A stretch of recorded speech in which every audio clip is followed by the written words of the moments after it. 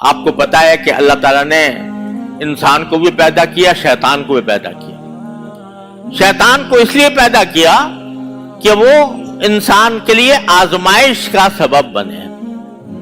شیطان انسان کو بہکاتا ہے، بہکا کر اس سے کہتا ہے کہ تم فلاں گناہ کر لو، بڑا مزہ آئے گا، یا تم فلاں گناہ کر لو، رشوت لے لو تو تمہاری آمدنی میں بہت اضافہ ہو جائے گا، تمہاری دولت بہت بڑھ جائے گی۔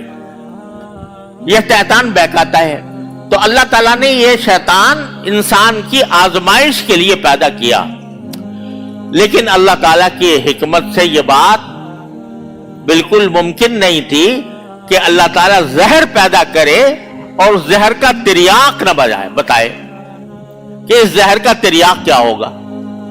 تو اللہ تبارک و تعالیٰ نے زہر کا تریاق بتا دیا، اور کس طرح بتا دیا کہ جب حضرت آدم علیہ السلام کو پیدا کیا تو اسی وقت پہلے ہی اللہ تعالیٰ نے کہہ دیا تھا فرشتوں سے کہ میں زمین میں ایک اپنا خلیفہ بنانے والا ہوں، انی جاعل فی الارض خلیفہ، زمین میں ایک ایسی مخلوق پیدا کر رہا ہوں جو میرے نائب کی حیثیت میں، میرے خلیفہ کی حیثیت میں زندگی گزارے گی۔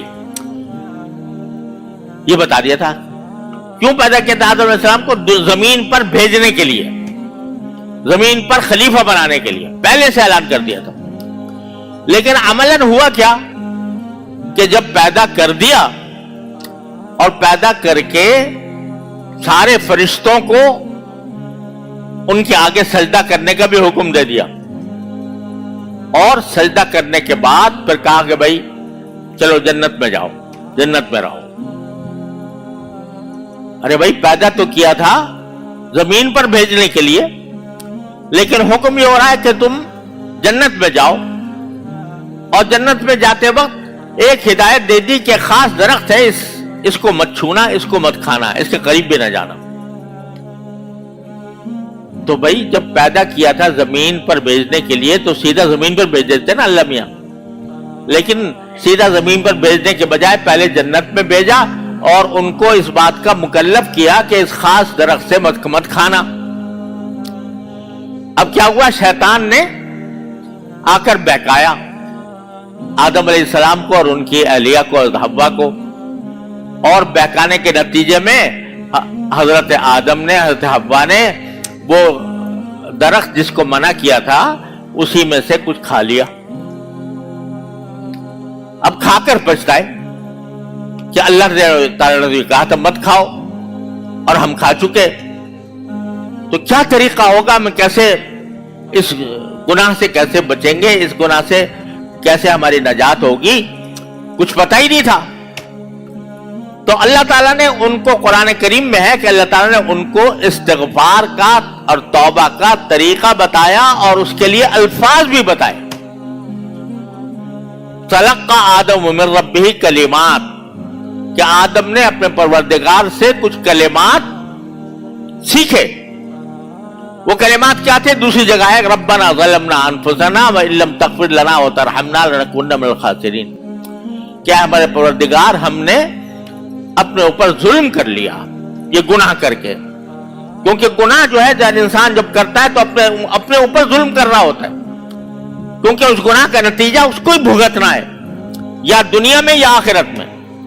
لہذا قرآن اس کو کہتا ہے اپنی جان پر ظلم کرنا۔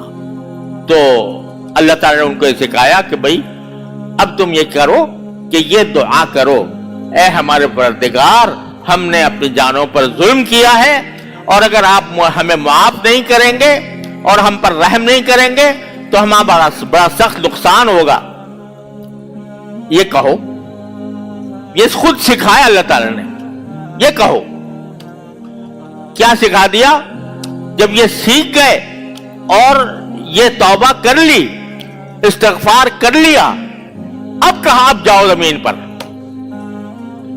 پہلے ہی سے بھیجنا تھا نا، انی جاعل فی الارض خلیفہ، پہلے ہی سے بھیجنا تھا نا، لیکن زمین پر بھیجنے سے پہلے ایک ٹریننگ سے گزارا، ایک تربیت سے گزارا کہ پہلے جنت میں رہو اور ہم نے ایک چیز کو منع کیا ہے اس کی طرف پاس مت جانا.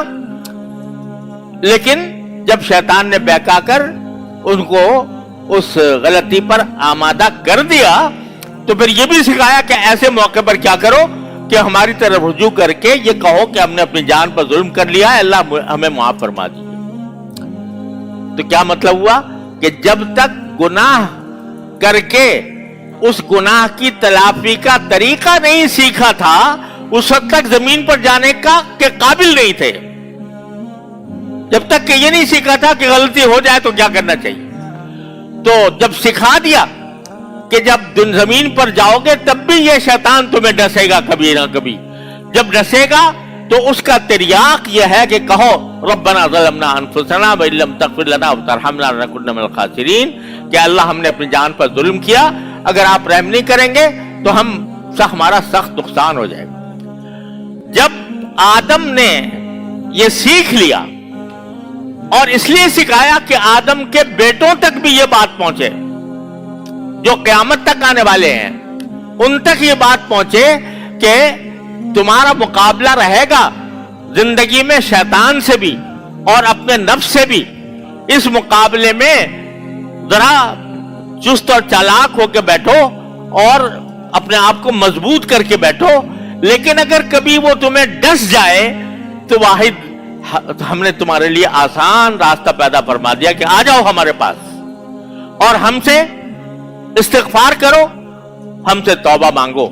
تو توبہ مانگ لو گے تو سارا شیطانی اثر تم سے زائل ہو جائے گا. تو پہلا جو قدم ہے اصلاح کا وہ ہے توبہ.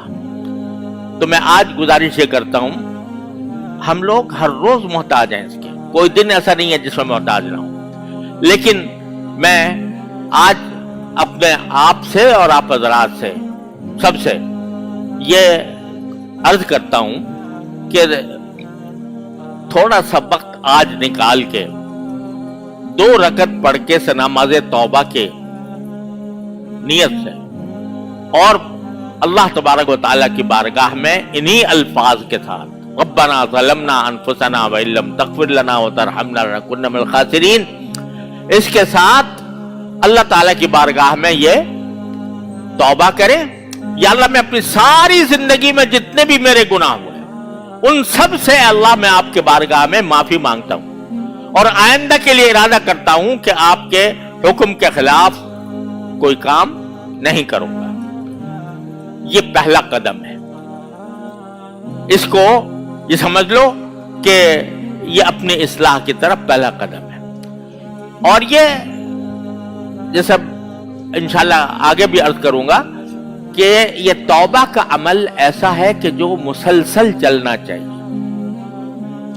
اور مسلسل چلنے کا معنی یہ ہے کہ ہر روز رات کو بیٹھ کے اپنے باری تعالیٰ کی بارگاہ میں یہ عرض معروض کر لیا کرو کہ اللہ میں نے پتہ نہیں کس طرح دن گزارا, جہاں کہیں میری غلطی ہوئی, میری آنکھ بہکی, میری زبان بہکی, میرا دل بہکا, اے اللہ اس کو معاف فرما دیجئے.